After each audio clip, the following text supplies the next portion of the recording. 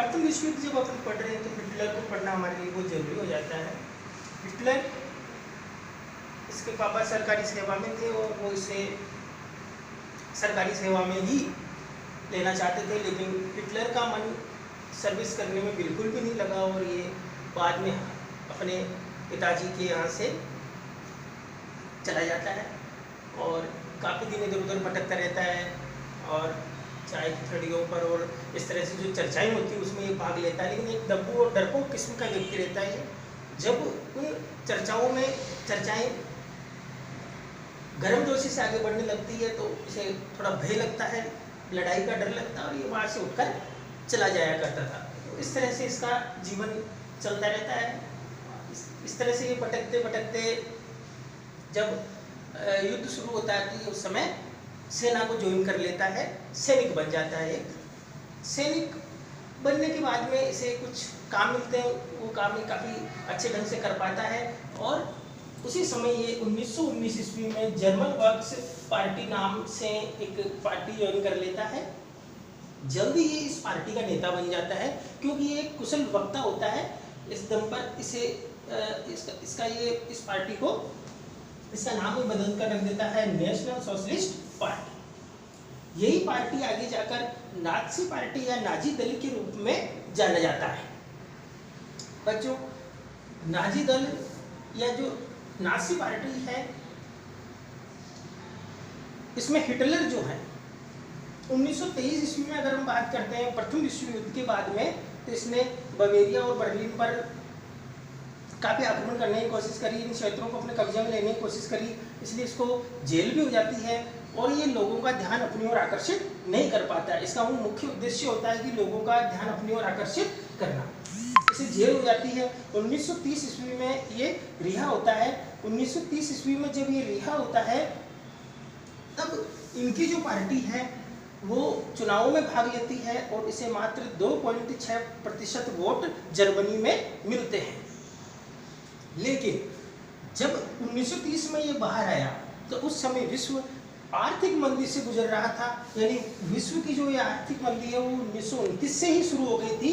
1929 की इस आर्थिक मंदी में यहाँ की जो बैंक है दिवाली हो गए थे, चारों तरफ बेरोजगारी फैली हुई थी और युवा वर्ग हताशा में डूबा हुआ था।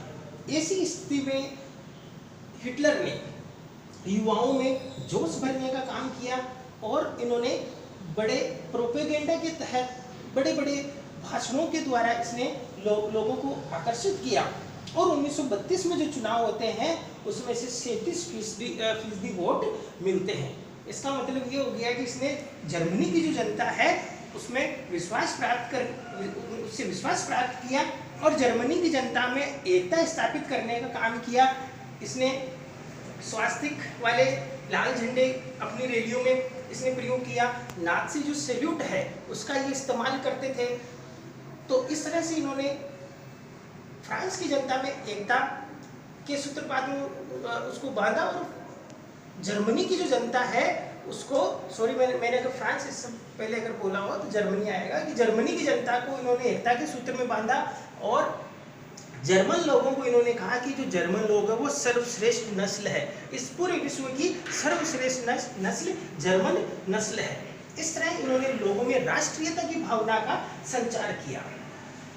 और बच्चों, इस तरह ये धीरे धीरे जो जर्मनी है, हमें पता है कि 1919 ईस्वी में जब प्रथम विश्व युद्ध समाप्त हो गया था तो उस प्रथम विश्व युद्ध होने का जिम्मेदार जर्मनी को ठहराया गया और वर्साई की एक संधि हुई थी। यह वर्साई की अपमानजनक संधि जर्मनी पर थोपी गई थी। इसमें जर्मनी को काफी सारा पैसा यूरोप महाद्वीप के देशों को देना था।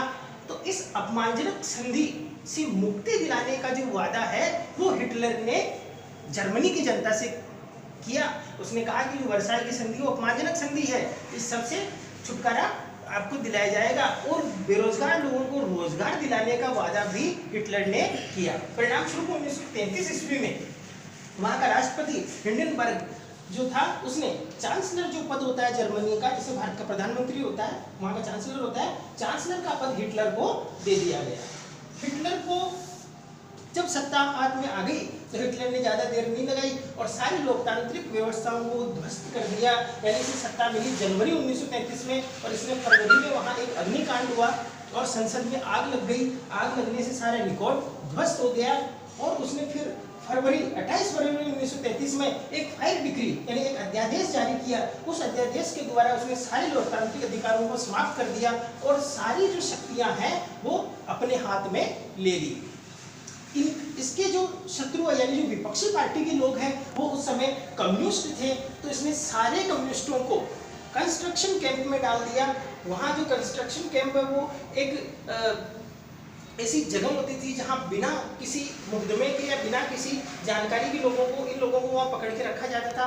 चारों तरफ जो तार है, करंट लगे हुए तार होते थे, उनके बीच में इनको रखा जाता था और वहाँ पर ही इनको जलाकर मार दिया जाता था और हड्डियाँ भी इनकी नहीं मिलती थी वहाँ पर।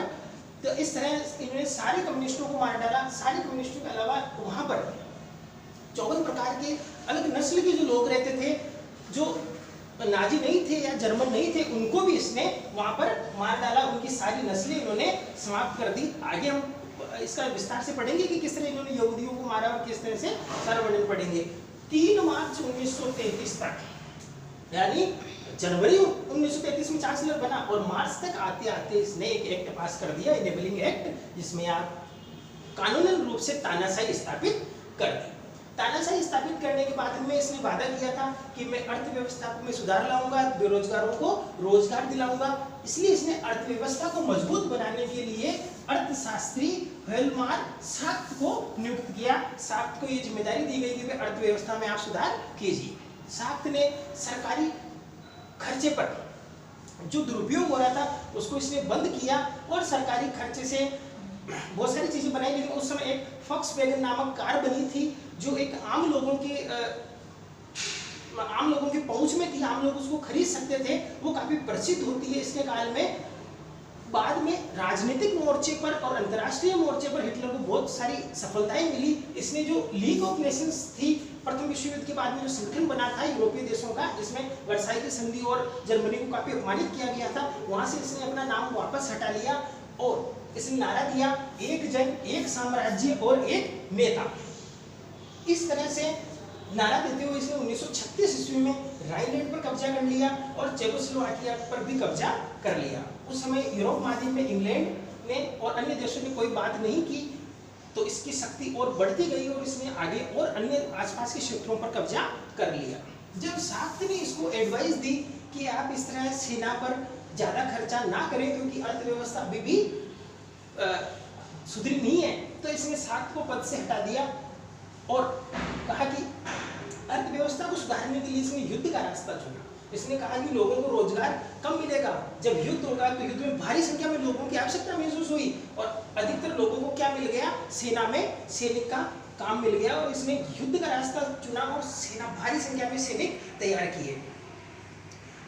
युद्ध से ही इसने सोचा हिटलर ने कि मुझे दूसरे देशों के संसाधन प्राप्त हो जाएंगे और उन संसाधनों से मैं जर्मनी को आगे ले जा सकता हूं, विकास कर सकता हूं। परिणाम स्वरूप सितंबर 1939 ईस्वी में इसने पोलैंड पर आक्रमण कर दिया और बच्चों 1939 ईस्वी